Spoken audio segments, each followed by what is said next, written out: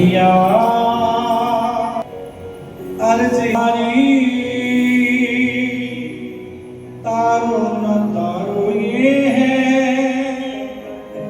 मर्जी तुम्हारी हो सुन लो कन्हैया। अब राजा परीक्षित जी बैठे श्री चरणों में, प्रभु चरणों में, भगवान से भी मांग रहे हैं, प्रभु इस जो पाप अपराध किया है इस अपराध का मेरे को दंड दो। जो आज मैंने एक संत के गले में मरा हुआ सांप दिया, अरे प्रभु तब तक नहीं उठूंगा जब तक इसका मेरे को दंड नहीं मिलेगा। और हम तो रोज ही अपराध करते हैं, नए से नए पाप रोज करते हैं, और हमने तो कभी बोलो भगवान से कुछ कहा ही नहीं। तो यहाँ पर स्मीक ऋषि मस्ती में मस्त है, श्रृंगी ऋषि को गुस्सा क्रोध आते ही इति लंघित मर्यादम तक्षका सप्तमे हरि, और जिसने भी ये मर्यादा को उल्लंघन किया है आज से 7वें दिन उसको तक्षक नाग डसने से उसकी मृत्यु। रोता रोता श्रृंगी पिता के पास आया, पिता के गले से मरा हुआ सांप बाहर किया। पिता पूछने लगा तू क्यों रोता है? अरे पिताजी आज किसने आपके गले में मरा हुआ सांप डाला है? अरे फिर तेरे को क्या, क्यों रोता है तू?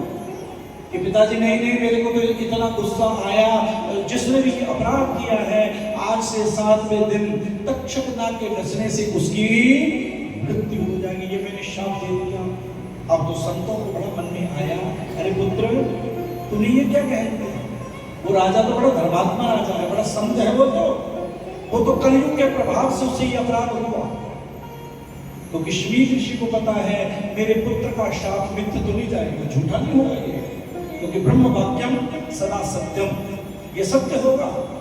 अपने शिष्य को भेजा गौरमुख, जाकर राजा परीक्षित को सावधान कर दिया।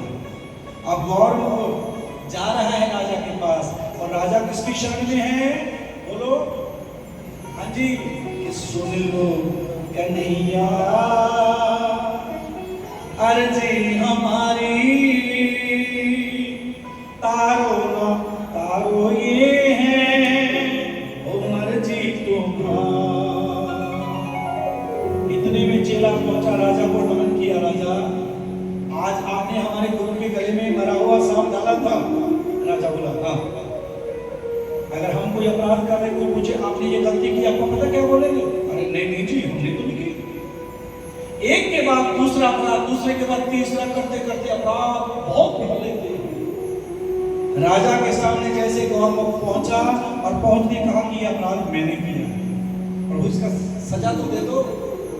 कि राजा तेरे पास केवल 7 दिन हैं, और हमारे गुरु ने कुछ नहीं तेरे से कहा, और जो गुरुपुत्र श्रृंगी हैं उन्होंने आपको शाप दिया 7वें दिन तक्षक नाग के डसने से राजा तेरी मृत्यु हो जाएगी। और सुन ले, सांप के डसे से मृत्यु होने पर कभी मुक्ति नहीं मिलती। यदि मुक्ति का कोई साधन बनाना चाहता है ढूंढ ले। अब राजा तो प्रसन्न हो गया, अरे प्रभु जो मांगा था आपने मेरे को दे दिया। चला गुरु की खोज में, और जाते जाते अपने पुत्र जनमेजय को राजगद्दी पर बिठाया। राजा परीक्षित के पुत्र हुए जनमेजय, इरावती नाम की कन्या। और जैसे जनमेजय को राजगद्दी दी और चल पड़े गुरु की खोज में, सब संतों से पूछते जा रहे हैं मेरे पास 7 दिन है, मैं क्या करूं? किसी ने कहा राजा अरे गीता का पाठ कर ले, किसी ने कहा राजा विष्णु सहस्रनाम का पाठ कर ले। पर राजा को नहीं जचा। अब चलते चलते राजा पहुंच चुके हैं गंगा के किनारे। भगवान शुभदेव शुभदा बट वृक्ष के नीचे बैठे हैं, हजारों संत बैठे हैं, और राजा भी जाके बैठ गया और जाकर प्रणाम किया। गुरुदेव प्रणाम आपको। तो शास्त्र में लिखा पानी पीवो छान के और गुरु बनावो जान के। ये नहीं कि दूसरे तीसरे या चौथे दिन गुरु जी चेंज। गुरु जीवन में गुरु मंत्र देने वाला एक ही होता है बस। सबसे गुरुदेव बार बार सुनते भगवान पूछ रहे हैं सबके मन की बात। और जब बारी आई राजा की, राजा से पूछा राजा क्या चिंता बता। गुरुदेव मेरे पास केवल 7 दिन हैं, और 7 दिन में तक्षक नाग के डसने से मेरी मृत्यु हो जाएगी, ऐसा मेरे को श्राप मिला है। और मैंने सुना गुरुदेव सांप के डसे से मुक्ति निकली। गुरुदेव ने कहा राजा तुमने सही सुना, पर राजा विधाता ने दिन ही सांप बनाए हैं, सोमवार से लेकर रविवार तक। अरे जो भी मरेगा वो 7 दिन में मरेगा, कोई सोमवार को, कोई मंगलवार को, कोई बुधवार को। पर राजा अरे जो आया उसने सब नहीं मरना, यहाँ पर आकर सदा के लिए यहाँ कोई नहीं रहा। प्रभु आप मेरे को ये बताइए मेरी मुक्ति कैसे हुई? राजा एक राजा हुआ है खटवांग, उसने देवताओं की मदद की थी जब देवताओं ने युद्ध किया था असुरों से। और जैसे देवता जीते, देवताओं ने पूछा खटवांग तेरे को क्या चाहिए? और खटवांग ने क्या मांगा कि प्रभु मैं अब मेरे को ये बताओ तो मेरी मृत्यु कब है? तो सभी देवता कहने लगे राजा अरे 2.5 घड़ी में तेरी मृत्यु आने वाली है। और 2.5 घड़ी कितने मिनट की? केवल 24 मिनट। क्या आ गया? राजा आसन जमा के बैठ जा और 12 अक्षर मंत्र का जाप कर ले, तेरे को मुक्ति मिल जाएगी। तो यहाँ पर सुखदेव भगवान राजा परीक्षित से कहने लगे राजन अरे 2.5 घड़ी में उसकी मुक्ति हो गई, अरे तेरे पास तो दिन ही कितने हैं? 7 दिन। अरे ये तो बहुत है, बैठ मेरे सामने।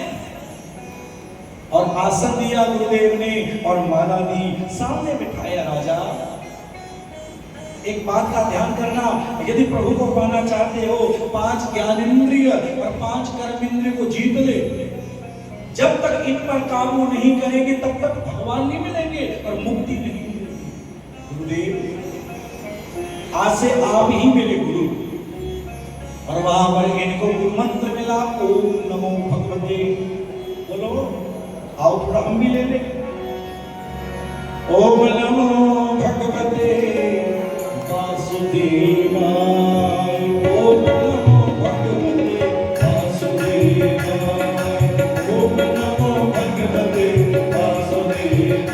बोलो भगवते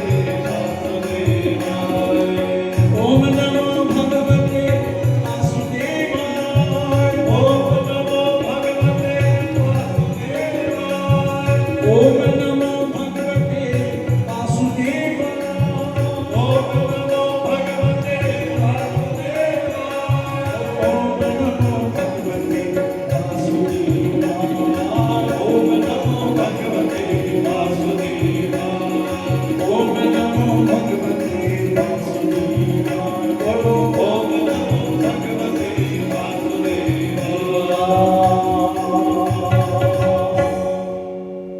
और मंत्र दिया, मंत्र देने के आसन दिया और माला दे दी।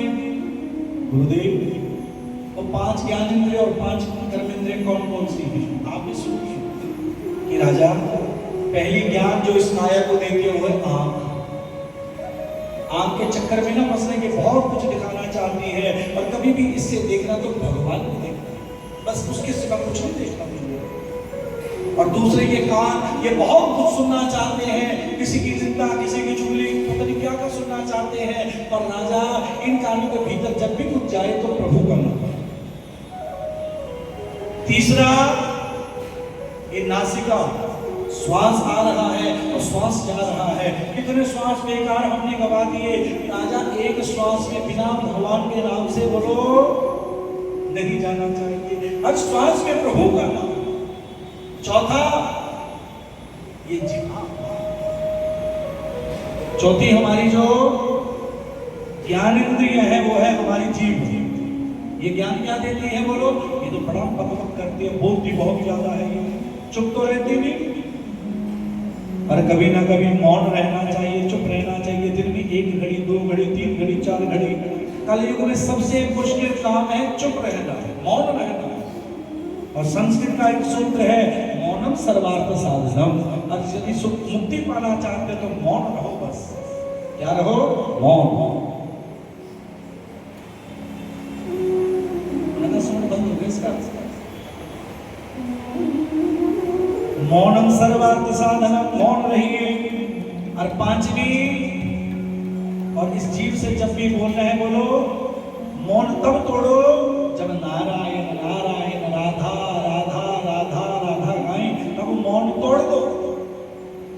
पांचवी हमारी जो ज्ञानेंद्रिय है वो है स्किन, त्वचा।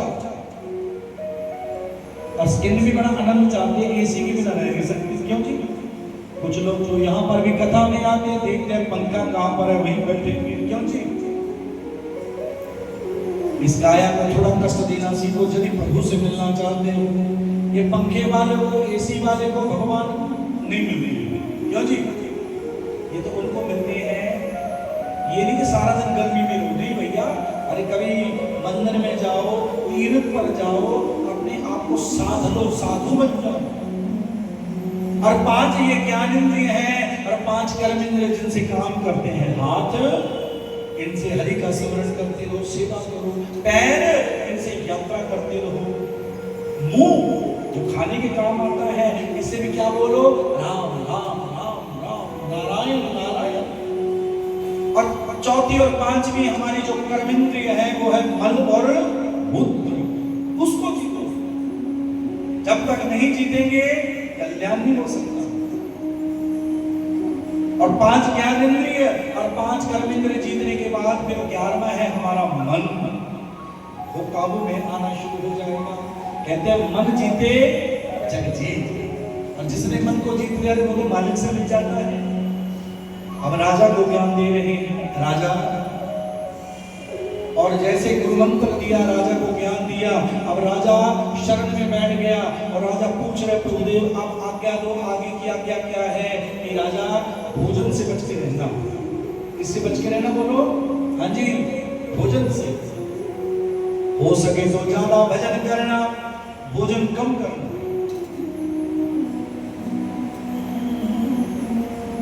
तो सुखदेव जी कहने लगे कि राजन, अब भागवत जी के हम दूसरे स्कंद में पहुंच चुके हैं, जिसमें राजा को भगवान के विराट रूप का वर्णन सुनाया कि भगवान का स्वरूप कैसा है। सहस्र से लिखा पुरुखा सहस्राक्ष सहस्रपाद। फिर भगवान के 24 अवतारों की महिमा सुनाई कि राजा भगवान ने भक्तों के लिए 24 अवतार लिए। कभी वाराह बने तो कभी नरसिंह बने, कभी वामन बने तो कभी राम बने, कभी कृष्ण बने तो कभी अनेक रूप लिए प्रभु। 84 लाख योनियां और 84 लाख नरक है। ये नरकों का वर्णन भी सुना दिया।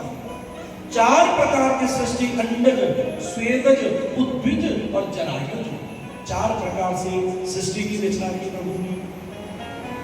अब भागवत जी के हम पहुंच चुके हैं तीसरे स्कंद में। तीसरे स्कंद में एक संत की कथा आती है, जिस संत का नाम है, क्या नाम है? दुर्योधन ने जिसको अपने राज्य से बाहर किया था, उसका नाम था विदुर। अब विदुर जी ने एक दिन राजा से, दुर्योधन से कहा कि प्रभु आप ऐसा कीजिए भाई साहब, क्योंकि रिश्तेदारी में ये दुर्योधन के चाचा जी लगते हैं।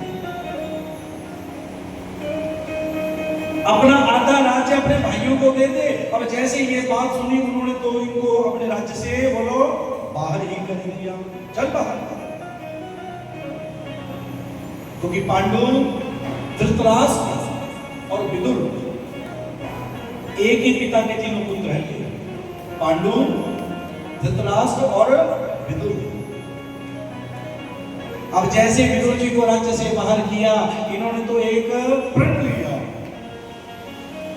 12 वर्ष का संकल्प लिया, हम मौन रहेंगे। विदुर विदुरानी ने एक छोटी सी कुटिया बना ली। अब उसने मौन रहना शुरू किया और व्रत किया, हमने ना कुछ खाना ना कुछ पीना, केवल भगवान का भजन करना है। ओम नमो भगवते वासुदेवाय, ओम नमो भगवते वासुदेवाय। जैसे 12 वर्ष पूरे हुए तो गोविंद चले। मिलना तो विदुर से है, और बहाना कौन सा बनाया? संधिपत्र, संदेश। किसको देने जाना है मैंने? दुर्योधन। बता दिया दुर्योधन मैं आ रहा हूं। अब दुर्योधन को पता लगा, अरे केशव आ रहे हैं, कृष्ण आ रहे हैं। मनोरमा जी उबासी बहुत आ रही है आपको, मैडम जी। कारण बोलना पड़ेगा राधे राधे। तो यहां पर सुखदेव जी बोले राजा बता दिया मैं आ रहा हूं, और चले कृष्ण। और दुर्योधन ने 56 प्रसादी तैयार की, 56 प्रकार का प्रसाद। मेरा केशव आ रहा है, मेरा कृष्ण आ रहा है। और जैसे भगवान पहुंचे और पहुंचते ही प्रभु ये खाओ ये खाओ। अरे प्रभु बोले नहीं खाना। अरे पहले मेरी बात सुन, मैं संदेश और ये मेरा संदेश है, अपना आधा राज्य अपने भाइयों को दे दे, युद्ध कर जाएगा। अब दुर्योधन बोला प्रभु उनके पास है क्या? केवल आप, पांडवों के साथ तो कुछ है ही नहीं, और केवल आप हो, और आपने भी प्रतिज्ञा ली है मैंने कोई अस्त्र शस्त्र मैंने नहीं उठाना। अरे उनकी तो हार पक्की है, लगता उन्होंने भेजा है आपको। प्रभु बोले अरे मैं तेरे को समझाने आया, मानना मेरी बात। अरे आधा राज्य नहीं देना, अरे कम से कम 5 ग्राम दे दे, उसमें वो निर्वाह कर लेंगे अपना। कौन कौन से ग्राम? इंद्रप्रस्थ, पहला मांगा दिल्ली दे दे, और फिर बरनावा, फिर बागपत, फिर जयंत जीत, और 5वां जो तेरी इच्छा वो दे दे। और दुर्योधन ने 5 ग्रामों का नाम सुनते क्या कहा कृष्ण से? अरे कृष्ण सूच्याग्रणेव दास्यामि बिना युद्धे केशव। सुई यहां से धागा निकालते हैं, अरे केशव उतनी भूमि जहां से धागा निकलता है, अरे बिना युद्ध के मैं नहीं उनको दूंगा। प्रभु बोले तेरी मर्जी। अरे मैं तेरे को समझाने आया था, अब तू मेरी नहीं मानता तो तेरी इच्छा। और प्रभु जाने लगे। अब दुर्योधन कहता प्रभु ये तो खा के जाओ। अरे इतना कुछ ये सब आपके लिए है। प्रभु बोले मैं नहीं खाऊंगा, या तो तू मेरी मान लेता बात तब मैं तेरा खाता। अरे तेरा खाऊंगा, जैसी बुद्धि तेरी है वैसी मेरी हो जाएगी। क्यों? तेरे में अभिमान बहुत है, तू अपने भाइयों का खाता है, और मैंने भी तेरी बात मान ली, मैं चला। और वहां से भगवान चलते चलते, और जैसे रथ पर बैठे रथवान से कहा उस ओर लेके चलो। कि प्रभु उस ओर कौन है? कि मेरा एक संत है। अब विदुर जी भजन बंदगी करने के बाद कुछ न कुछ सामग्री इकट्ठी करने गए हैं, और पीछे से विदुरानी बैठी है। आवाज लगाई हो विदुर। विदुरानी ने आवाज सुनी, अरे ये तो मेरा कृष्ण है, मेरा केशव है। और दौड़ी दौड़ी आई, पोंछा लगा रही थी, और पोंछा लगाते लगाते अब उसी वस्त्र से अपने हाथों को स्वच्छ किया और बुलाया, प्रभु का हाथ पकड़ा। अरे आइए प्रभु गोविंद बैठो, बिठाया। विदुरानी कुछ खाने को तो दे दो। कि प्रभु लो, हमारे आंगन में अन्न का दाना नहीं है, हम फलोहारी हैं, ये कदली फल पड़े हैं, केले खिला, ये लेके आओ। अब विदुरानी ने ली, और उन्हीं हाथों से हाथ नहीं धोए। अरे प्रभु के लिए विरह में प्रेम मगन हो चुकी है। ऐसे संतों को भगवान मिलते हैं। और केले का छिलका उतारा, और उतारते ही जो खाने वाला कुत्ता है उसको फेंका, और चिल्लड़ भगवान को दिया, लो प्रभु खाओ। और प्रभु ने खाना शुरू कर दिया, और मस्ती में खा रहे हैं, और तो बड़ा स्वाद है। अब इतने में जैसे खा रहे हैं, इतने में तो पहुंच चुका विदुर जी। और पहुंचते ही निक्की जी जैसे पहुंचे, अरे अरे पगली क्या कर रही है? अरे जो खिलाने वाली है वो फेंक रही है, और फेंकने वाली खिला रही है, मैं खिलाऊं। आकर विदुर जी ने छिलका फेंका और गुद्दा भगवान को दिया, लो प्रभु ये खाओ, ये बड़ा स्वाद है। और खाया प्रभु ने, और प्रभु से पूछ रहे क्या ये स्वाद है? प्रभु बोले सच पूछना चाहते हो विदुर? हाँ। अरे जो स्वाद उस छिल्लड़ में था, वो स्वाद तेरे इस गुद्दे में नहीं है। क्यों? क्योंकि भाव का भूखा हूं मैं बस, और भाव ही एक सार है। भाव से मुझको भजे तो भव से बेड़ा पार है। कि मैं तो भाव का, प्रेम का भूखा हूं, जिन प्रेम किया दिल ही प्रभु। अरे मैं तो प्रेम करूंगा। अब विदुर विदुरानी के आंगन में बैठे हैं कृष्ण। अरे बोल तेरे को क्या चाहिए, बोल तेरे को क्या चाहिए।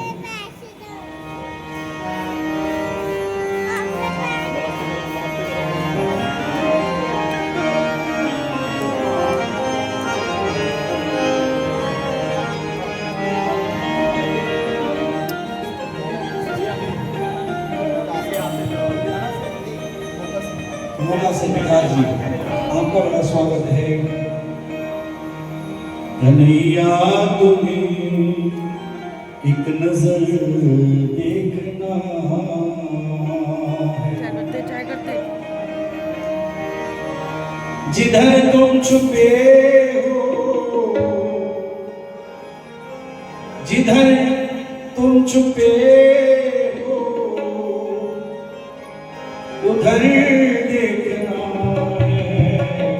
आओ कन्हैया तुम्हें एक नजर देखना है, कन्हैया तुम्हें एक नजर देखना है, कन्हैया तुम्हें एक नजर देखना है, ओ कन्हैया तुम्हें एक नजर देखना है, जिधर तुम छुपे हो, जिधर तुम छुपे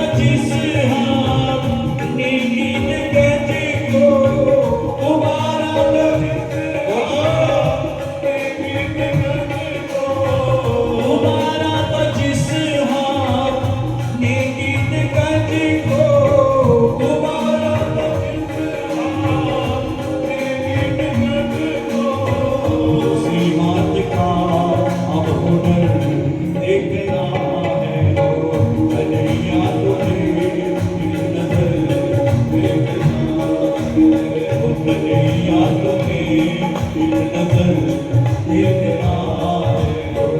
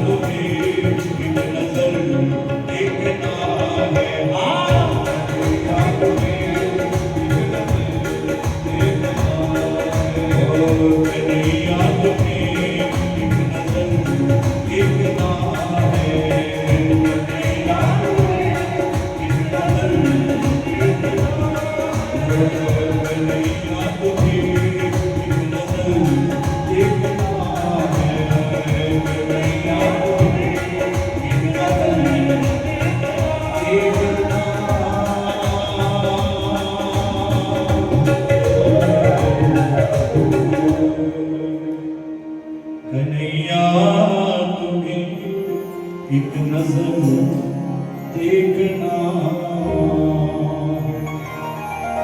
जिधर तुम छुपे हो,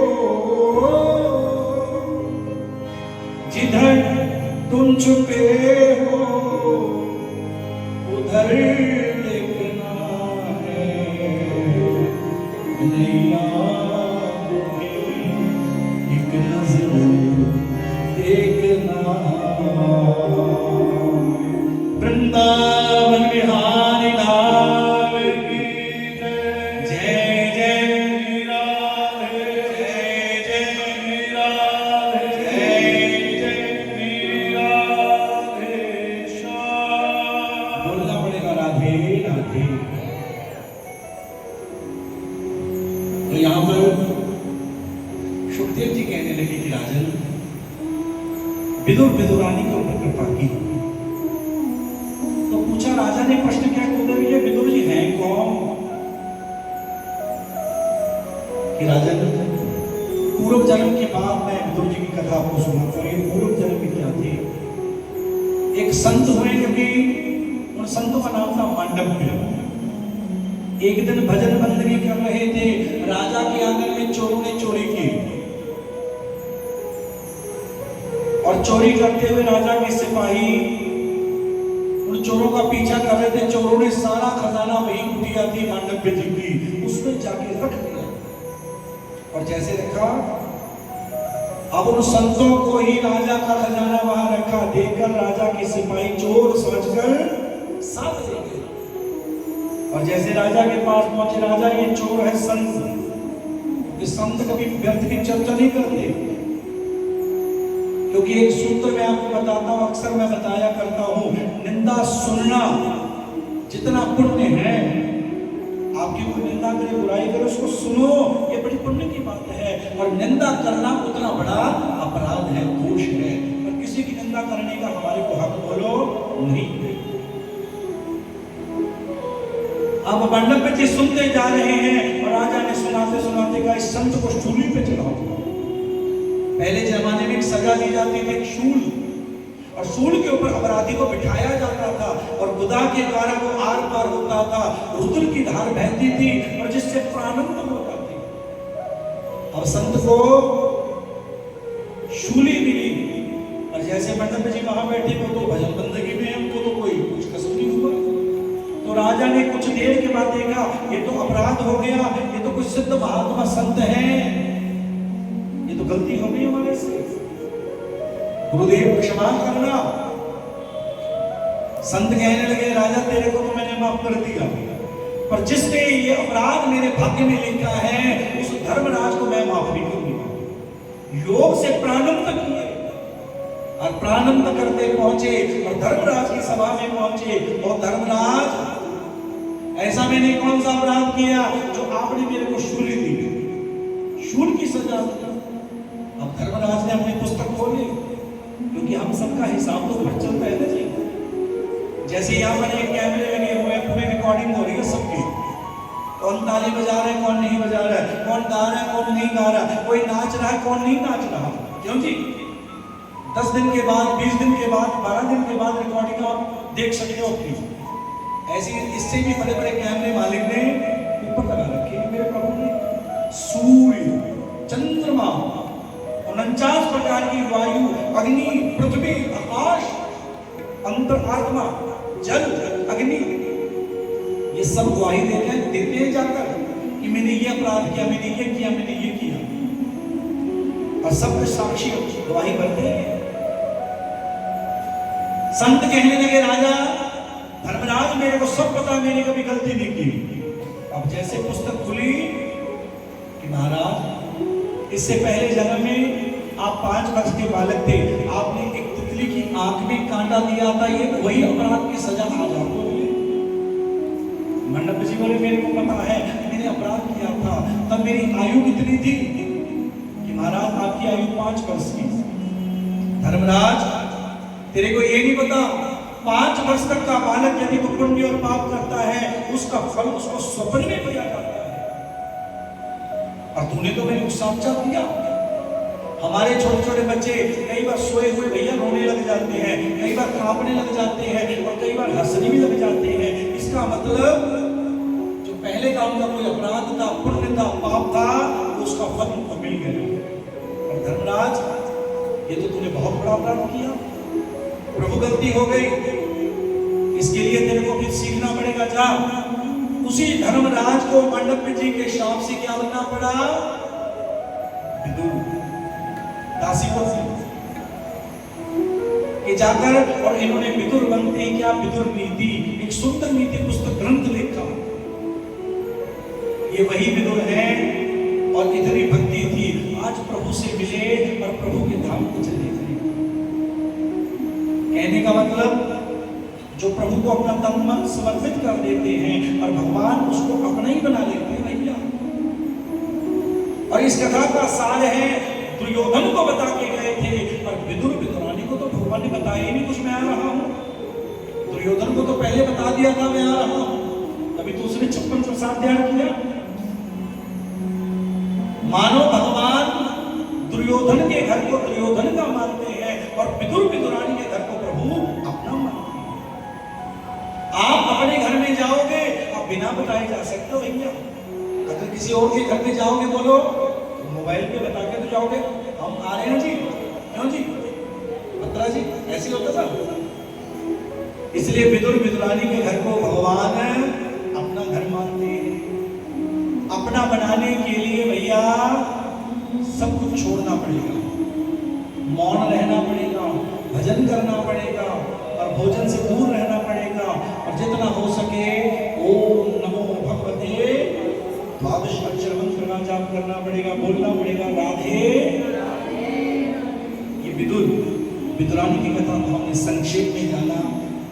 अब सृष्टि रचना, और सृष्टि रचना में भगवान विष्णु के नाभि कमल से ब्रह्मा जी प्रकटे और ब्रह्मा जी ने आज अपनी काया से 10 ऋषियों को पैदा किया।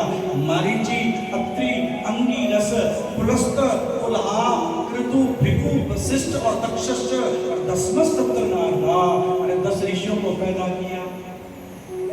इसके बाद पृथ्वी बनाई, आकाश बनाया, और पृथ्वी आकाश बनाते ही दाएं और बाएं कंधों से एक पुरुष को और एक स्त्री को पैदा किया। और जैसे पृथ्वी बनाई ना, दिन में गर्भाधारण करने पर कश्यप जी की पत्नी, जिसका नाम है, क्योंकि 13 पत्नी इनकी, देवता भी इनके हुए, किन्नर भी इनके हुए, राक्षस भी इनके हुए, नाग भी इनके हुए और गरुड़ जी भी इनके हुए, गंधर्व भी इनके हुए। तो यहाँ पर दिन में असुरों की मैया अदिति ने गर्भाधारण किया, क्योंकि दिन में गर्भाधारण नहीं करना चाहिए, बड़ा दोष लगता है, पाप लगता है, अपराध लगता है। दिन में, पर्व में, श्राद्ध में, एकादशी में कभी गर्भाधारण नहीं करना चाहिए। बोलना पड़ेगा राधे राधे, थोड़ा सा धीरे बोलो।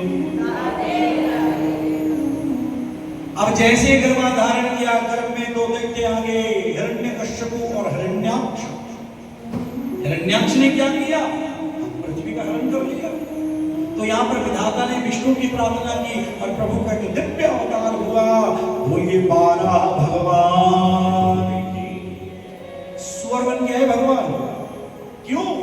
क्योंकि गंधवती पृथ्वी, पृथ्वी में सुगंध है और सूंघने की शक्ति ज्यादा किसकी है बोलो? अब सूंघते सूंघते भगवान सुतल में पहुंचे और हिरण्याक्ष को मारा, पृथ्वी को अपने तांडव के ऊपर धरा और जाकर ब्रह्मा को दिया। लो ब्रह्मा, सृष्टि रचना। अब सृष्टि रचना शंभु मनु और शक्रूपा। ब्रह्मा जी ने अपने दाएं और बाएं कंधों से पुरुष को स्त्री को पैदा किया। इनके 3 पुत्रियां हुई, आकृति, देवहूति, प्रसूति। 2 पुत्र हुए, उत्तान पाद और प्रियव्रत। एक संत है करदम। करदम जी ने इतना भजन किया, इतना भजन किया, विधाता इनके सामने प्रकट हो गए। परम गुरु ही मांगो। करदम ने पता क्या मांगा? कि मैं ब्याह करवाना चाहता हूँ। काला जी, क्या करवाना चाहता हूँ? मैं ब्याह करवाना चाहता हूँ। और ब्रह्मा जी ने तुरंत कह दिया तथास्तु, जा। और शंभु मनु से कहा अपनी एक पुत्री करदम को समर्पित कर दो। इन्होंने देवहूति को करदम जी के आगे समर्पित कर दिया और देवहूति ने मन ही मन कहा, प्रभु आज से आप ही मेरे भगवान, आप ही मेरे पति, आप ही मेरे गुरु।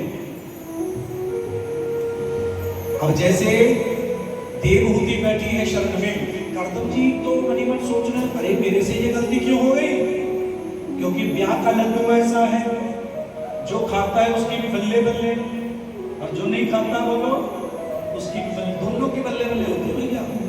जिसका नहीं हुआ क्यों कमल जी, और जिसका हो गया तुम भी खुश है। पर बिना गृहस्थ के ज्ञान बोलो, बिना गृहस्थ के ज्ञान नहीं होता। और जो गृहस्थी होकर भगवान की बंदगी करे, भगवान का भजन करे, अरे उससे बढ़कर तो कोई संत ही नहीं है बोलो। क्यों जी? आप गुड़गावा से, मोगा से, बाघा पुराना से कितनी दूर से आए हो, और बरनाला से। जो संतों का काम है आप कर रहे हो, अरे आपसे बढ़कर संत कौन होगा? क्योंकि संत का तो काम ही है भजन करना। आप परिवार भी देख रहे हो और व्यापार भी देख रहे हो और संसार भी देख रहे हो और करतार भी देख रहे हो, प्रभु को भी देख रहे हो। आपसे बड़ा संत कौन हो सकता है? तो यहाँ पर कर्दम जी समाधि में चलेंगे। कर्दम संस्कृत में कर कहते हैं इंद्रियों को। मैंने बताया हमारे 10 इंद्रियां हैं। दम, अरे जिसने उसको अपने काबू में कर लिया वो कर्दम हो जाता है और देवता भी उसके अधीन हो जाते हैं। तो यहाँ पर देवहूति शर्म में बैठी है 10,000 की समाधि से जैसे कर्दम जागी और देखा सामने देवहूति वैसी बैठी है। अरे आप कौन? कि प्रभु मैं अपनी दासी, आपकी पत्नी, आपकी अर्धांगिनी। अरे ये कैसा रूप बना दिया है? अरे प्रभु मैंने किसके लिए सजना था, किसके लिए संवरना था? अरे आप ही मेरे पति हो, आप समाधि में हो और मैं किसको दिखाऊं? देवहूति इतनी बात सुनी तो कर्दम तो प्रसन्न हो गए। मांग क्या चाहिए? और देवहूति ने मांगा प्रभु वो विष्णु मेरे पुत्र बने, बस वो भगवान मेरे पुत्र बने। तथास्तु विमान में लेके गए और भ्रमण करवाया और करते करते इनके आंगन में 9 कन्याएं पैदा हुई। नवदा, भक्ति, कला, अनसुईया, हविर्भू, गति, प्रिया, ख्याति, अरुंधति और वशिष्ठा, शांता, ये 9 कन्याएं पैदा हुई। कर्दम जी बोले और क्या चाहती है? अरे प्रभु इनके योग्य वर में ढूंढ लो।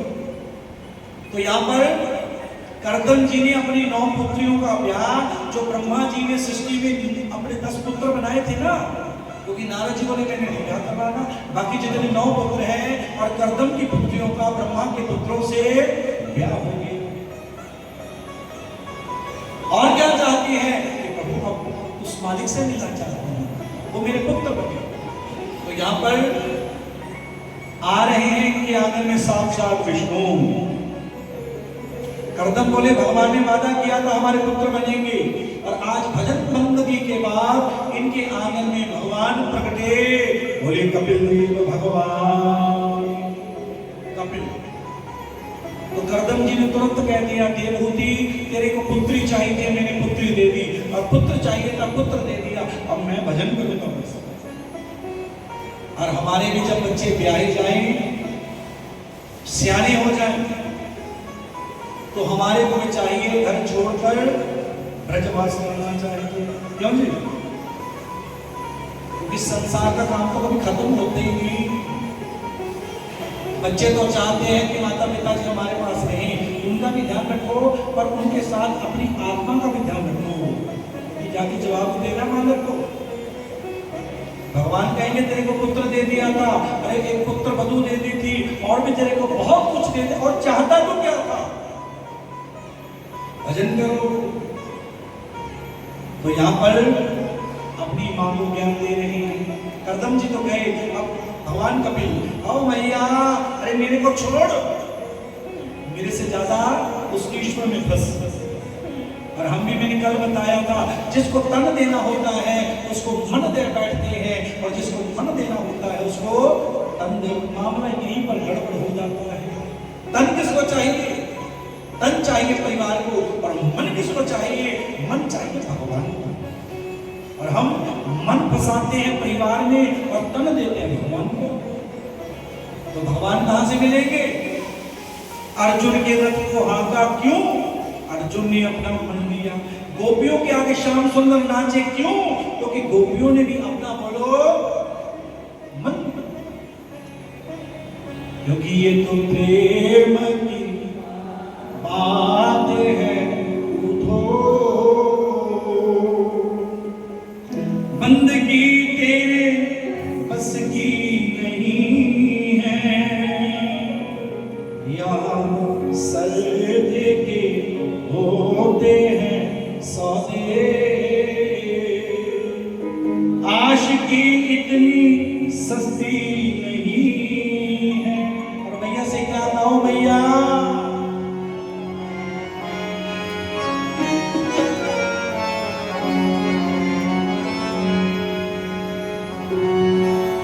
चार दिनों कपिल भगवान भैया से सुना रहे हो भैया। प्रीत जगत में 4 दिनों के नाते हैं, आंखों के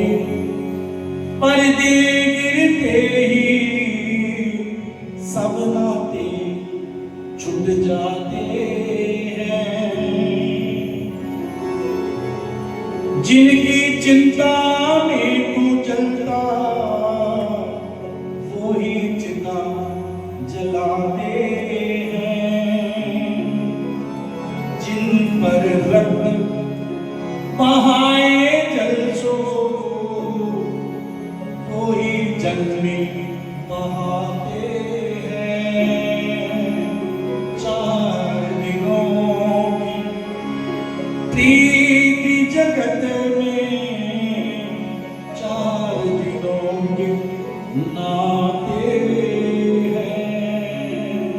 भैया जगत में कोई नहीं दे रहा, तो यहाँ पर मैया के गुरु बने भगवान, और मैया को 12 अक्षर मंत्र ओम नमो भगवते वासुदेवाय।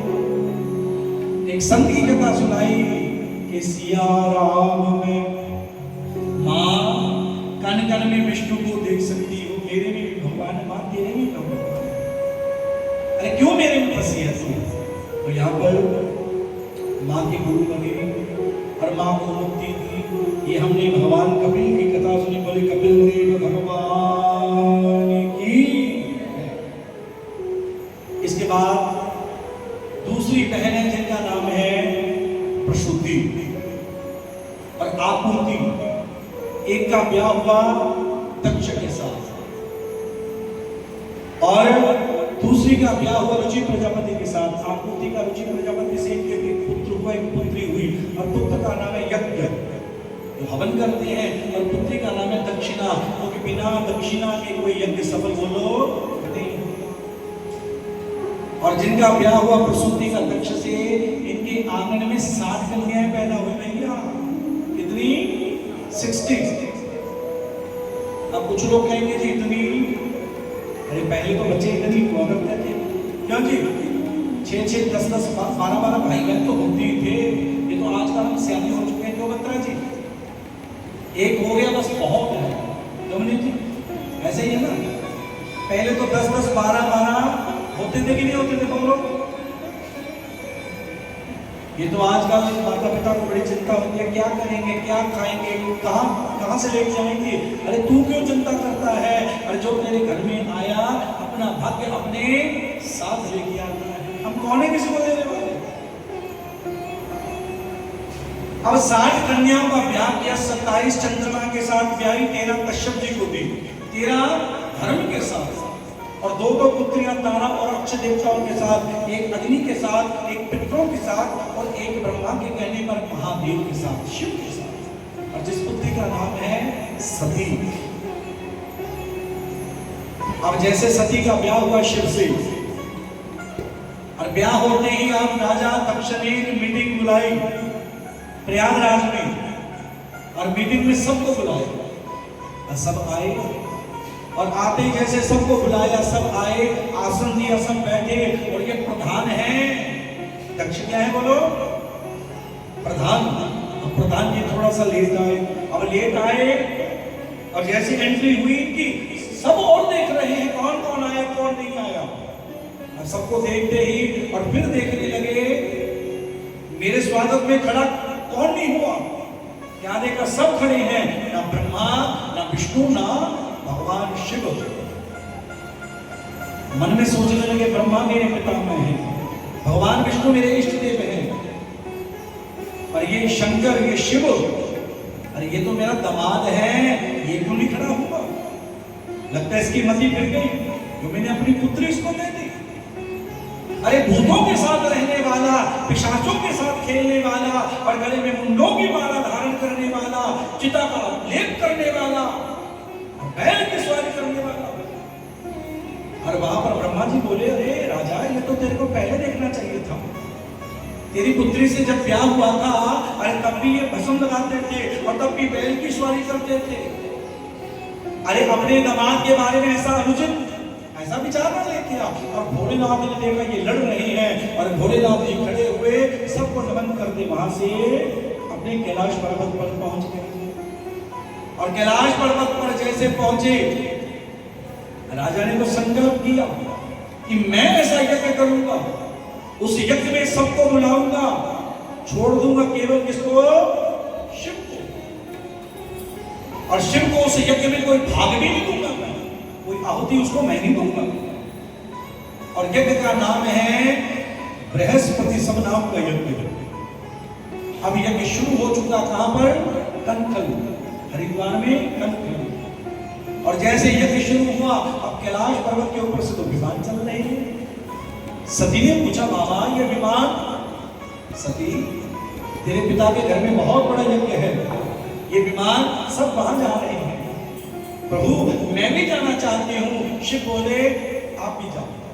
वैसे बिना बुलाए नहीं जाना चाहिए पुत्री को पिता के घर में, पर सती ने यहाँ पर मन ही मन जान लिया था कि शिव ने मेरा त्याग कर दिया, शिव ने मेरा त्याग कर दिया। जो सती भगवान के साथ बैठती थी आज वो सामने बैठी है, आज उसका आसन सामने धरा है। तो राजा परीक्षित ने पूछा गुरुदेव इसका कारण? कि राजन इसका कारण है कुंभज ऋषि के आश्रम से शिव और सती सुन के आ रहे थे। कौन सी कथा? श्री राम कथा। है तो जय श्री राम। अब राम कथा सुनते हुए आ रहे थे, भोलेनाथ की समाधि लगी है राम कथा सुनते हुए, पर जो सती है इसने तो राम कथा सुनी नहीं। ये तो संत की कुटिया को देख रही थी, इस कुटिया में क्या है क्या नहीं है। और जब सुन के वापस आए, जब गए थे तो तब कुंभज ऋषि ने कहा था जगत जननी मेरी मां आ रही है, और जब विदाई हुई ये तो दक्ष कुमारी है, जैसा बाप और वैसी उसकी पुत्री, वो अभिमानी और ये भी अभिमानी। अब रास्ते में शिव और सती जा रहे थे, मिले भगवान शिव, और शिव को मिले सामने हे सिए गाते हुए। कौन? राम। क्योंकि राम जी सिया की खोज में चल पड़े। परसों को सुनेंगे श्री राम कथा। तो भोलेनाथ ने आंख बंद की और बाबा को प्रणाम किया, मेरे इष्ट देव रघुनाथ आपको नमन, आपको प्रणाम। सती ने पूछा प्रभु ये कौन है? शंकर जी को हैरानी, अरे इसका मतलब तूने वहां कथा सुनी नहीं? अरे ये वही राम है जिनकी कथा सुन के आ रहे हैं मेरे मर्यादा पुरुषोत्तम। प्रभु ये वही राम है तो सिया कौन है? भोलेनाथ को पक्का ही भरोसा हो गया, इसने तो कथा सुनी ही नहीं। अरे वो मेरी माँ है सिया, रावण हर के ले गया और उसकी खोज में है ये मर्यादा पुरुषोत्तम है राम, ये विष्णु है। तो सती कहने लगी मैं इनके पास जाकर इनको थोड़ा प्रणाम कर दूं, इनकी परीक्षा लेना चाहती हूँ। सती परीक्षा लेना चाहती है, ये मर्यादा पुरुषोत्तम है, मर्यादा से बाहर नहीं तो नहीं जाना, जो आ गया। जा रही है सती, राम ने देखा मेरी मां आ रही है, और सती मन ही मन सोच रही है ऐसा कौन सा रूप बनाऊं कि राम सीता को भूल जाए। और सती क्या बन गई? बोलो सीता। अब राम जी ने देखा कि ये तो अपराध हो जाएगा, मेरी मां आ रही है, रूप बनाकर मेरी पत्नी का यदि देखूंगा तो मेरे को दोष लगेगा। अब जैसे सती सामने आई सीता बनकर, राम की आंखें बंद है और कहने लगी ओ मां, राम सिया राम, सिया राम जय जय राम। और आज दिन भी मंगलवार है, शाम को 9 बजे से लेकर 9:30 बजे तक हनुमान जी की चर्चा, हनुमान जी की कथा। ये हनुमान जी कौन है, क्यों आए, और इनकी महिमा सुनेंगे। राम सिया राम, सिया राम जय जय राम।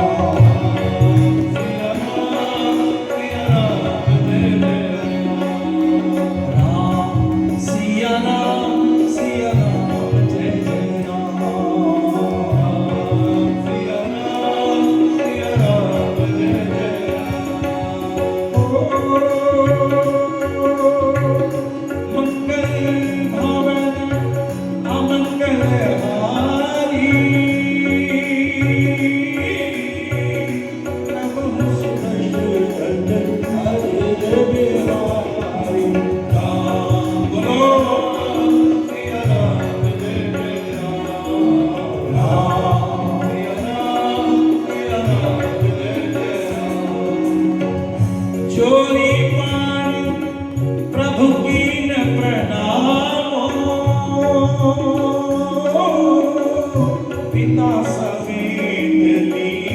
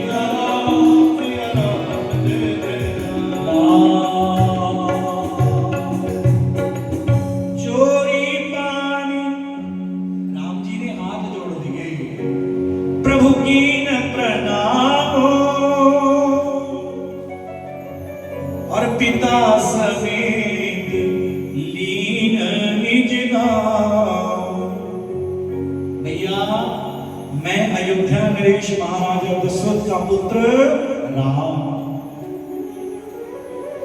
कहीं बहारी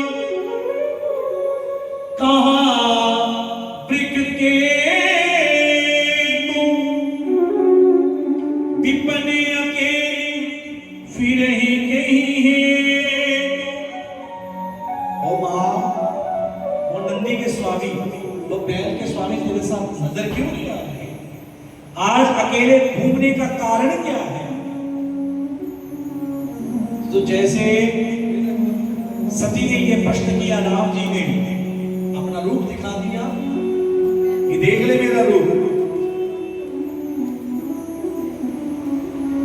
जिधर देखा सिया राम, सामने देखा सिया राम, हो गया अच्छा, चारों तरफ सिया राम को देखा, सामने सिया राम, पीछे सिया राम, दाएं सिया राम, बाएं सिया राम। अब तो सती ने देख लिया ये तो गलती हो गई और शिव के पास दौड़ी दौड़ी गई और जाकर पहुंचते ही भोलेनाथ ने पूछा, आ गई? अरे कौन सी परीक्षा ली? अरे प्रभु कौन सी? क्या मैंने नहीं कोई परीक्षा ली, कछु न परीक्षा लीन गोसाई, कीन प्रणाम तुम्हारी ही नाई। अरे आपने दूर से प्रणाम किया बाबा और मैंने पास जाकर प्रणाम किया, मैंने कोई परीक्षा नहीं की। भोलेनाथ ने देख लिया, सती कीन सीता कर भेष, शिव अभय विषाद विशेष, जो अवकरहु सती सन प्रीति, मिटहि भक्ति पथ होई अनीति। ये मर्यादा का उल्लंघन हो जाएगा, क्योंकि सती तू है मेरी पत्नी पर रूप बना लिया मेरी मां का। अब सामने आसन उठाया और सामने धर दिया, यहां बैठो। सती ने देख लिया शिव ने मेरा त्याग कर दिया। कहते दूध जितना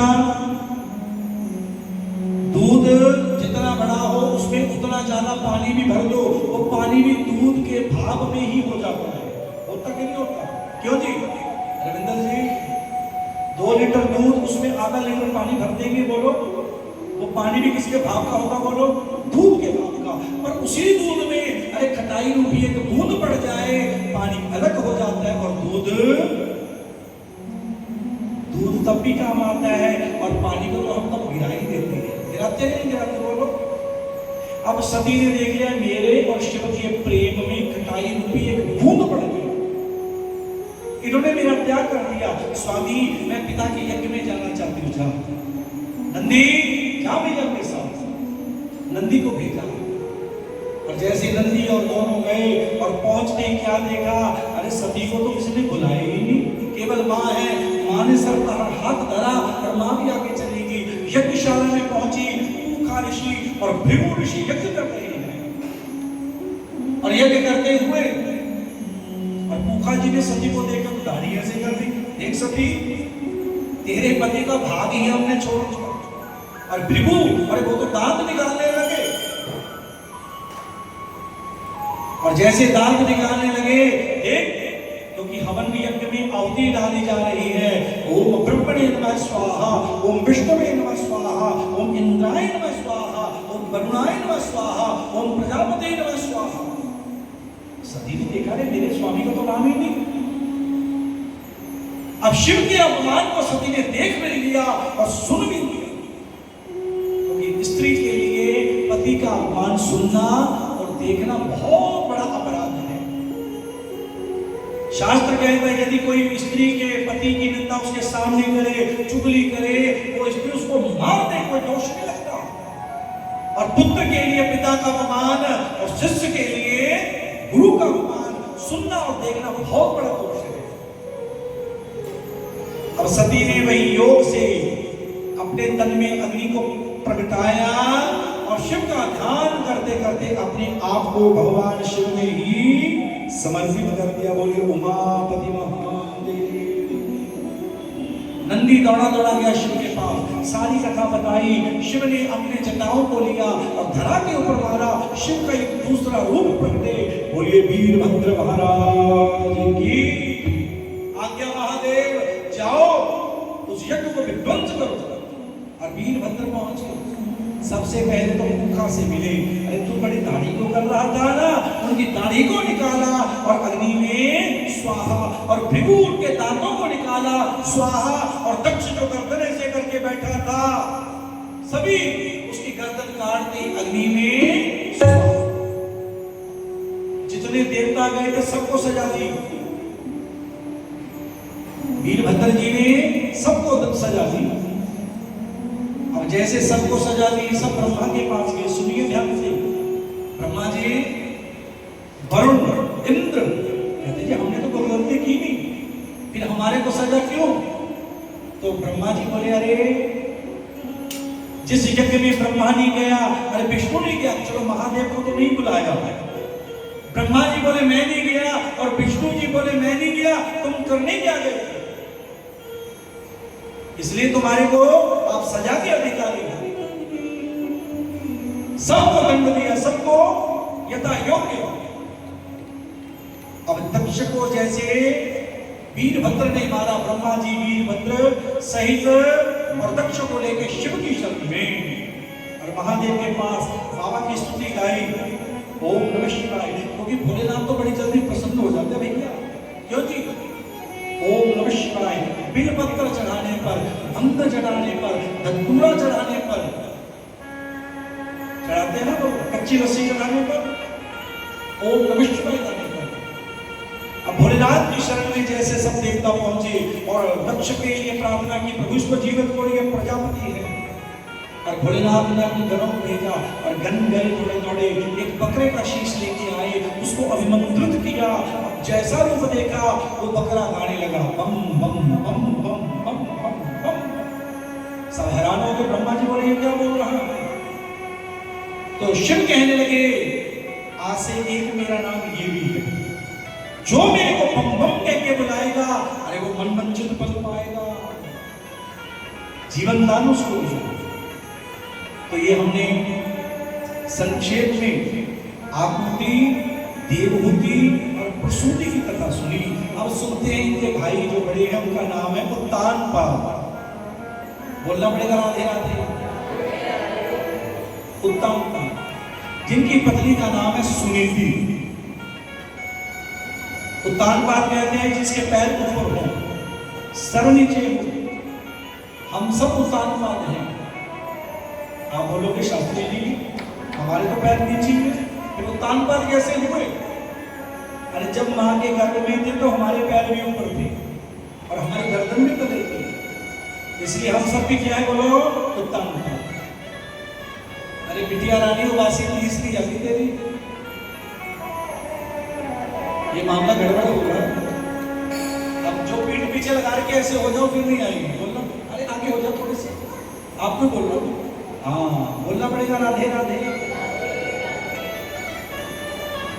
क्योंकि दीवार का सहारा लेके बैठे तो नींद तो आएगी। अब जो कुर्सी वाले कुर्सी का सहारा लेके बैठे कोई तो नींद आएगी। आएगी कि नहीं? बोलना पड़ेगा। आइए सुस्ती को दूर कर लें।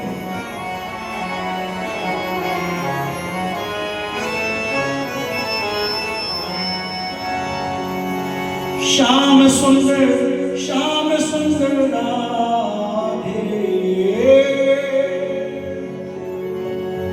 श्याम सुंदर राधे, श्याम सुंदर राधे, श्याम सुंदर राधे, श्याम सुंदर राधे, श्याम सुंदर राधे, श्याम सुंदर राधे, श्याम सुंदर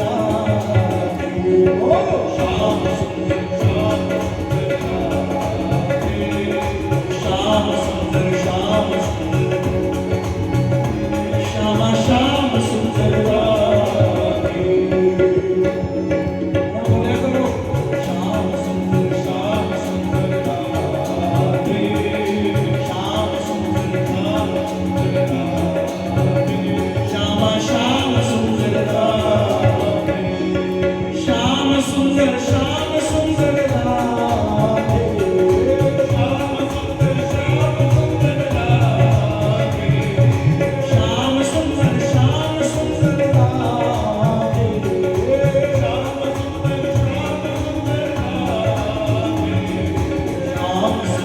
श्याम सुंदर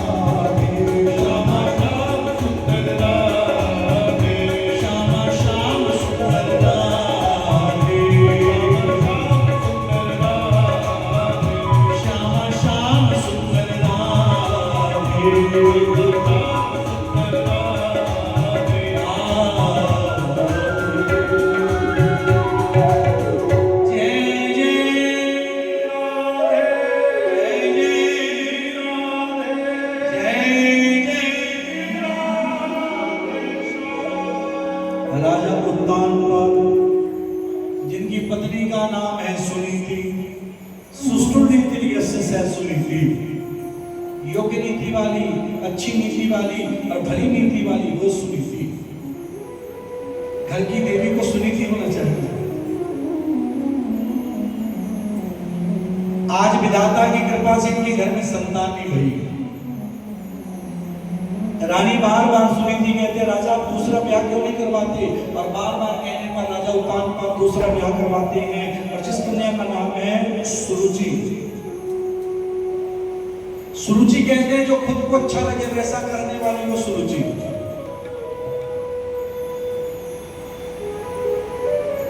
आज सुरुचि आ रही है, दूसरा ब्याह हुआ, राजा से कहा पहली रानी को दूर भेज दो, और पहली रानी को दूर भेज दिया दूसरे राज्य में। और आते कहा राजा आपने उसके पास कभी नहीं जाना। राजा बोला ठीक है। अब समय निकलते देर नहीं लगी। आज सुनीति को इतना कष्ट दे रही है सुरुचि, छत पर बिठा देती है। कुछ संत कहते हैं नदी के कटोरे भरते हुए, इनमें से एक भी नदी कम नहीं, थोड़ी नदी भी कम हो गई। अरे सुनीति तेरे मांस को नोच के मैं उसको पूर्ण करूं। अब सुनीति एकांत चाहती है, उसको एकांत मिला, और एकांत मिलते ही भगवान का भजन कर रही है कि कदी साडी गली बिया ओ बंसरी वालड़िया, और साडे घर भी फेरा पा ओ बंसरी वालड़िया। भगवान ब्राह्मण बन के आ गए। अरे सुनीति, अरे तेरी पत्री दिखानी है, दिखा दे। और पत्री दिखाने के लिए सुनीति नीचे आई, और आते ही प्रभु आप मेरे को एक वर दे दो। पंडित जी महाराज ब्राह्मण देवता, बोलो क्या? मेरी छोटी बहना को पुत्र दे दो बस। अरे भगवान बोले कुछ और ले ले, अपने लिए ले ले कि नहीं, उसी को दे दो बस। भगवान बोले मैं पहले तेरे को पुत्र दूंगा और तेरी कृपा से तेरी छोटी बहन को पुत्र दूंगा। उसके भाग्य में है नहीं, पर तेरी कृपा उसके ऊपर होगी। और भगवान देकर अंतर ध्यान हुए, समय निकलते देर नहीं लगी, अब दोनों रानियों के पुत्र हुए। सुनीति के पुत्र का नाम है भक्त शिरोमणि संत शिरोमणि, बोलिए ध्रुव जी महाराज की। और सुरुचि के पुत्र का नाम है उत्तम कुमार, उत्तम कुमार। अब जैसे ध्रुव जी 4 वर्ष के हुए, अपनी मैया से पूछने लगे, ओ मैया मेरे बाबा के बारे में तो बता, मेरे पिता कौन है? इस नगरी का जो राजा है वो आपका पिता। मां आज्ञा दो तो मिलने चला जाओ। ध्रुव जी दौड़ते दौड़ते पहुंचे पिता के पास, प्रणाम किया और प्रणाम करते ही कहने लगे, पिताजी मैं आपका पुत्र ध्रुव। और पिता को पता लगा, अपने हृदय से लगाया और राज सिंहासन पर बैठे बैठे अपनी गोदी में बैठा दिया। पर देख ना सकी कौन? दूसरी महारानी, जिसका नाम है सुरुचि। दौड़ी दौड़ी आई, ये बालक कौन है तू जो राजगद्दी पर बैठा है? वो बोलने लगा, भैया मैं इनका पुत्र ध्रुव। अच्छा तू सुनीति का पुत्र है? ध्रुव जी बोले हाँ। कान पकड़ा, गोदी से नीचे खींच लिया, चल नीचे, यहां बैठना चाहता है तो तब कर, और तब करते हुए वर मांगना, मेरा अगला जन्म सुरुचि की तरफ से हो, अब राजगद्दी मिलेगी तेरे को। अब ध्रुव जी तो रोने लगे, और कुछ संत कहते ध्रुव जी को मैया ने चांटा नहीं दिया, थप्पड़ भी मारा। और ध्रुव जी दौड़े दौड़े आए अपनी मैया सुनीति के पास, माँ मैंने तप करना है, माँ मैंने तप करना है। और मैया बोली, किसका तप करेगा तू? मेरे को नहीं पता माँ। अरे जंगल में क्या खाएगा तू? माँ मेरे को नहीं पता। और मैया, अरे खाने पीने की चिंता तो मेरा भगवान करता है। जब दांत नहीं तब दूध दियो, जब दांत नहीं थे माँ, मैंने जन्म लिया था और मेरे को माँ तेरा दूध दिया, अब दांत दिए कचोर भी दे दूं। अब दांत है, बहुत कुछ देगा ये। क्यों? क्योंकि पत्थरा में कीड़े पाल रहा, कोई ऐसा पालनहारा नहीं। मुझ सारी दुनिया प्यारी, सन श्याम सुंदर तो कोई प्यारा। अरे सबसे प्यारा मेरे को मेरा भगवान, मां जाने दो मेरे को। चल पड़े ध्रुव जी, 4.5 वर्ष की आयु हो चुकी है और घर छोड़ा, अब वन की ओर चल पड़े। और चलते चलते इनको मिले देवर्षि नारद। बालक कहां जा रहे तू? कि मैं भजन के लिए, बंदगी के लिए। अरे किसका करेगा? नहीं पता। अरे आगे शेर है, तेरे को खाएगा, खाने दो। और ध्रुव जी ने पूछा, आप प्रभु कौन हो? कि मैं देवर्षि नारद, मैं देवर्षि नारद। तो ध्रुव जी बोले, मैंने तो ये सुना है जिसको नारद मिलते हैं उसको भगवान प्रभु, मेरे को ना रोको। अब ध्रुव जी ने ऐसा कहा और नारद जी कहने लगे, ये तो बर्तन बड़ा पक्का है, इसको गुरुमंत्र दे दूंगा, इसको भगवान मिलेंगे, और भगवान इसको मिले तो पता लगेगा चेला किसका है। गुरुमंत्र ध्रुव, यही पास है वृंदावन, और वृंदावन में है मधुबन। बेटा वहां जाकर तूने केवल भजन करना है, भोजन नहीं करना। और 12 अक्षर मंत्र दिया, ओम नमो भगवते वासुदेव। बेटा ये जपो जाता। तो ध्रुव जी बोले, भगवान है कैसे? मैंने तो कभी देखा नहीं उनको, अगर मेरे सामने आएंगे मेरे को कैसे पता लगेगा?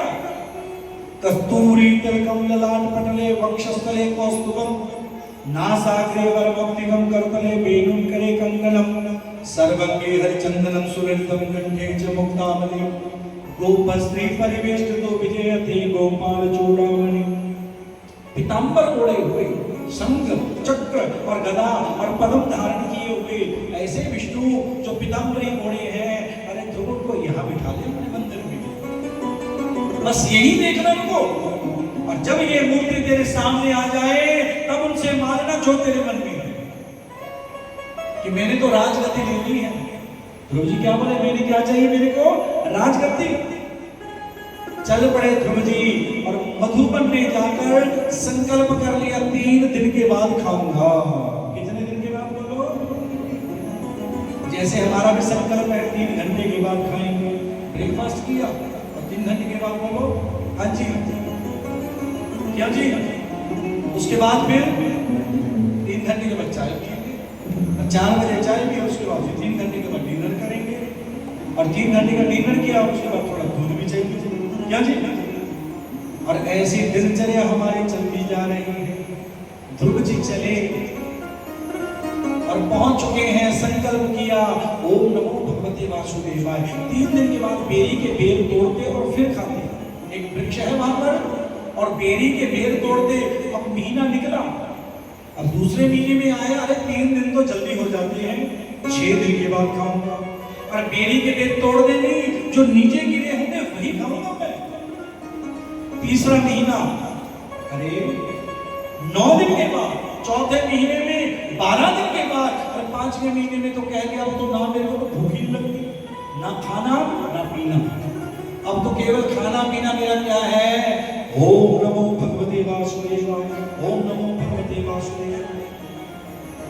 अब ध्रुव जी करते करते अब वायु भक्षण हवा को खाने लगे। अब देवताओं के तो प्राण उठ गए।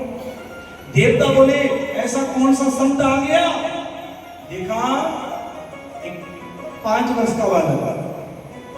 अब भगवान को आना पड़ा और सब देवता भगवान के पास, अरे प्रभु जल्दी जाओ हमारे प्राण निकल जाएंगे, वो आपको बुला रहा है। और जैसे भगवान के सामने आए, ध्रुव जी ने देखा, अरे गुरु जी ने जो मूर्ति यहाँ बिठाई थी, अरे वो बाहर निकल चुकी है, मेरे को अंदर क्यों नहीं दिखते। आंख खुली, क्या देखा, वही तो साक्षात बोलिए हरिनारायण भगवान। अरे मांग क्या चाहिए ध्रुव, राजगद्दी चाहिए, तेरे मन में ये लालच थी कि प्रभु नहीं चाहिए, अरे कुछ और चाहिए ले ले, अरे प्रभु नहीं चाहिए, अब तो तेरा भजन करना है। भगवान बार बार कहते कुछ मांग ले, ध्रुव जी बोले नहीं चाहिए प्रभु, नहीं लेना मिलेगा। तो यहाँ पर भगवान बोले तू नहीं ले रहा तो सुन, जैसा वैकुंठ लोक है, इंद्र लोक है, उससे भी सुंदर एक लोक तेरे को मैं देता हूँ, ध्रुव लोक। अरे प्रभु कितने दयालु हैं, तभी तो भगवान का नाम है, बोलिए भक्त वत्सल भगवान, ध्रुव लोक। और जब तक तेरा जीव चाहे राजगद्दी भी तेरे को दूंगा मैं, 36,000 वर्ष तक। ध्रुव जी ने राजगद्दी ली, अब प्रणाम किया, चल पड़ेंगे। और जैसे चले सबसे पहले अपनी मैया से मिले जिन्होंने थप्पड़ दिया था, कान पकड़ा था, सुरुचि ओ मां तेरे एक थप्पड़ ने मेरे को भगवान से मिला दिया। फिर पिता को प्रणाम किया, फिर मैया सुनीति को प्रणाम किया। 36,000 वर्ष तक राजगद्दी ली। एक दिन इनके छोटे भाई उत्तम कुमार को कुबेर के पुत्रों ने मार दिया और ध्रुव जी उनसे लड़ने लगे। तब स्वभुमनु जी आए, अरे ध्रुव तू तो संत है, क्योंकि संत हृदय नवनीत समान, अरे युद्ध बंद कर। तब ध्रुव जी वहां से चले अपने ध्रुव लोक को। भ्रमी नाम की कन्या के साथ इनका ब्याह हुआ। ध्रुव जी के पुत्र हुए कल्प और बत्सल।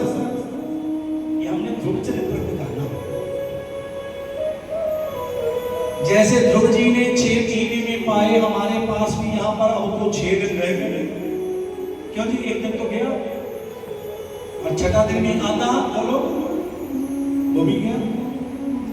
इसलिए आप भी भजन करो, ज्यादा से ज्यादा भजन करो, तो सामने मिले राधे राधे कहो। क्यों जी, ऐसी मस्ती ऐसी हमारी बार बार थोड़ा मिलेगी। आओ थोड़ा वृंदावन में चलते हैं, बैठे भी वृंदावन में है और बिहारी के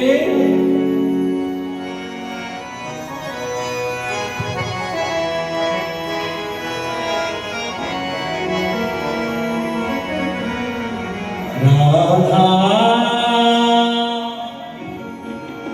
राधा